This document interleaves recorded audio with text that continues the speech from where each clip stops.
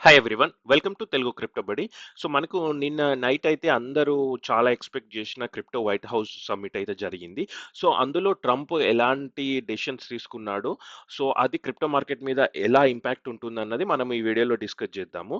So మేజర్గా చాలా మంది ఏంటంటే హై ఎక్స్పెక్టేషన్స్ అయితే పెట్టుకున్నారు ఈ మీటింగ్ పైన. ఏదో డ్రాస్టిక్ డెసిషన్స్ తీసుకుంటారు, క్రిప్టోకి చాలా మెయిల్ అవుతుంది అని చెప్పేసి. బట్ అనుకున్న దానికంటే భిన్నంగానైతే జరిగింది. సో బేసికల్‌గా ఒక 3 3 ఐటెమ్స్ మీదనైతే మనకి మంచి డిస్కషన్ అయితే జరిగింది. సో ద ఫస్ట్ వన్ ఏంటంటే strategic bitcoin reserve. Before that ఏంటంటే మనము ఏవైతే ఎక్స్‌పెక్ట్ చేసినామో అవే జరిగినాయి మీటింగ్‌లో. కొత్త సర్ప్రైజెస్ అయితే ఏం లేకుండే. సో ఫస్ట్ ఆఫ్ ఆల్ అయితే స్ట్రాటజిక్ బిట్‌కాయిన్ రిజర్వ్. సో తనేం అనౌన్స్ చేశాడంటే యూఎస్ గవర్నమెంట్ దగ్గర ఆల్రెడీ 200,000 బిట్‌కాయిన్స్ ఉన్నాయి. సో ఆ బిట్ కాయిన్స్‌ని ఏం చెప్పాడంటే, ఇప్పుడు ఇంకా మేము ఎప్పటికీ అమ్మము వీటిని. వీటితో పాటు ఒక స్ట్రాటజిక్ బిట్ కాయిన్ రిజర్వ్‌ని క్రియేట్ చేస్తాము. ఫ్యూచర్‌లో గూడా ఏమన్నా బిట్ కాయిన్ కొన్నా, ఏం చేసినా గూడా అవన్నీ గూడా ఈ స్ట్రాటజిక్ బిట్ కాయిన్ రిజర్వ్‌లోకే ఎళ్ళిపోతాయని చెప్పారు. సో దీన్ని ఒక డిజిటల్ ఫోర్ట్ నాక్స్ లాగా క్రియేట్ చేశారు. సో మీలో ఎవరికన్నా ఫోర్ట్ నాక్స్ అంటే తెలియకపోతే ఏంటంటే, ఫోర్ట్ నాక్స్ అంటే బేసిక్‌గా యూఎస్‌లో వాళ్ళు ఎక్కడైతే యూఎస్ గోల్డ్ రిజర్వ్స్ ఉన్నాయో ఆ బిల్డింగ్‌ని ఫోర్ట్ నాక్స్ అంటారన్నట్టు. సో తను నిన్న చెప్పిందేందంటే, ఈ బిట్‌కాయిన్‌ని ఒక డిజిటల్ ఫోర్ట్ నాక్స్ లాగా క్రియేట్ చేస్తున్నామని చెప్పాడు. సో ఇది ఫోర్ట్ నాక్స్ యూఎస్‌లో. గవర్నమెంట్ దగ్గర ఉన్న గోల్డ్ మొత్తం ఇందులోనే స్టోర్ అవుతుంది అన్నట్టు. సో బేసికల్‌గా బిట్‌కాయిన్ అనేది ఇప్పుడు ఒక డిజిటల్ గోల్డ్ లాగా ట్రీట్ చేస్తున్నాం. మేము దాన్ని డిజిటల్ ఫోర్ట్ నాక్స్ లాగా క్రియేట్ చేస్తామని చెప్పాడు.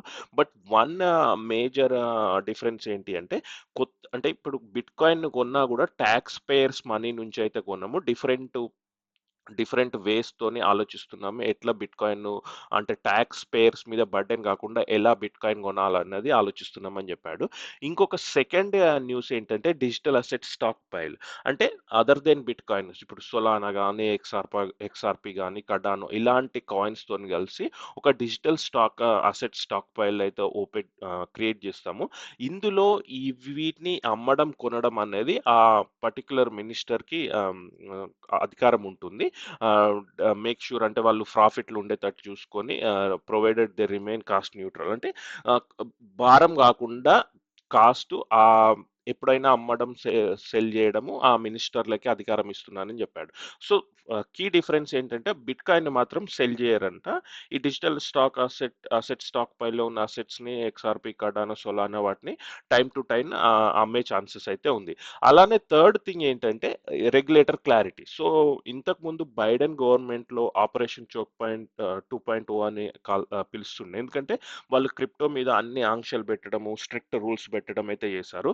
సో అవన్నీ ఏముండయి. క్రిప్టో ఫ్రెండ్లీ ఎన్విరాన్మెంట్ ఉంటుందని అయితే మళ్ళీ చెప్పాడు. సో ఈ మేజర్ 3 థింగ్స్ అన్నట్టు. ఫస్ట్ ఒకటి strategic bitcoin reserve, digital asset stockpile, regulator clarity. Other than that అంటే మనకు ఇన్ని రోజుల నుంచి తెలిసిన విషయాలనే మళ్ళీ ఒక మీటింగ్ పెట్టి చెప్పాడు.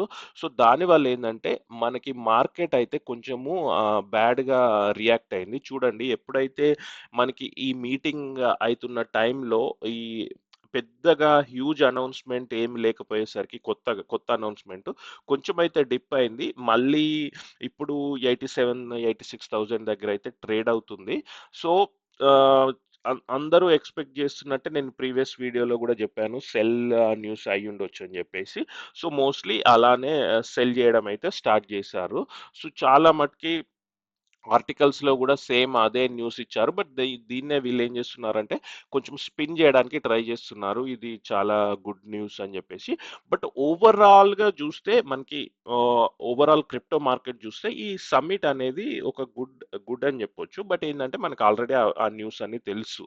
సో ఎందుకు గుడ్ అంటున్నానంటే, మనకి క్రిప్టో అన్నది ఒక స్ట్రాటజిక్ అసెట్‌గానైతే ఇప్పుడు రెగ్యులేటర్స్ నుంచి క్లారిటీ వచ్చింది. అఫీషియల్ గవర్నమెంట్ నుంచి క్లారిటీ వచ్చింది.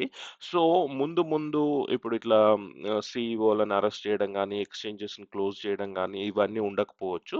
సో నేను అదే సేమ్ ట్విట్టర్‌లో గూడా వెంటనే పోస్ట్ చేశాను. మనకి అప్డేట్స్ రాగానే. సో, ఇది మనకి లేటెస్ట్ ఇన్ఫర్మేషన్ క్రిప్టో సమ్మిట్ నుంచి. ఆహ్, మే చాలా ఎక్కడ జూషినా గూడా కొంచెం మిక్స్డ్ రియాక్షన్స్ అయితే ఉన్నాయి. బట్ ఇంకొక మనకి కాయిన్ మార్కెట్ క్యాప్‌లో ఒక ఆర్టికల్ అయితే ఏమొచ్చిందంటే యాక్చువల్‌గా అది యూఎస్ గవర్నమెంట్ దగ్గర ఎంత బిట్‌కాయిన్ ఉంటుంది అని జెప్పేసి. సో, రఫ్‌లీ 17.7 బిలియన్. సో వీళ్ళు ఎగ్జాక్ట్లీ చెప్పారు 108 109 బిట్ కాయిన్ అని చెప్పేసి. సో ఇంకా 200,000 అనుకుందాం, 2 లక్షలు అనుకోండి. So almost 17 billion worth of bit coin అయితే ఉంది. సో ఇది ఈ బిట్ కాయిన్ అయితే ఎప్పుడు అమ్మరు అన్నట్టు. సో ఇది మీకు డౌట్ రావచ్చు, ఈ బిట్ కాయిన్ వీళ్ళ దగ్గరికి ఎలా వచ్చిందని చెప్పేసి.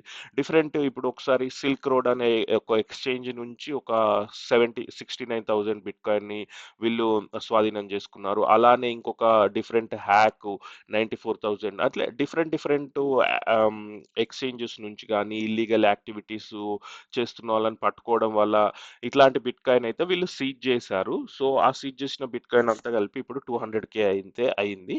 సో ఇది మనకి ఓవరాల్ గా మార్కెట్ అయితే చూడండి సైడ్ వేస్ గానే ఉంది.